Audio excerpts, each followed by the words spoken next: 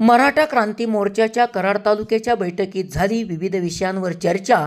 10 August रोजी मनोज जरांगे पाटील यांच्या सातारा येथे होणाऱ्या शांतता रॅलीच्या पार्श्वभूमीवर झाले नियोजन। मनोज जरांगे पाटील यांच्या 10 ऑगस्ट रोजी सातारा येथे होणाऱ्या शांतता रॅलीच्या नियोजनासाठी मराठा क्रांती मोर्चा कराड तालुक्याची नुकतीच बैठक झाली। या बैठकीमध्ये विविध विषयांवर चर्चा करण्यात आली।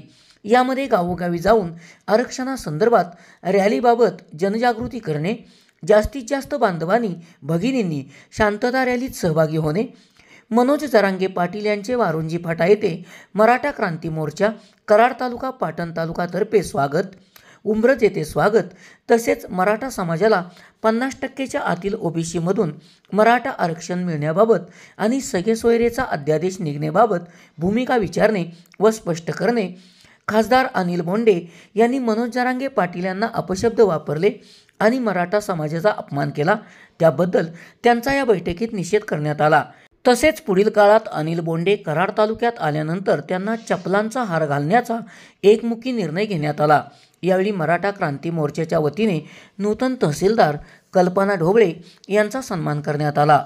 SP ओरिजिनेटिव्हसाठी सुनील परीट, कराड।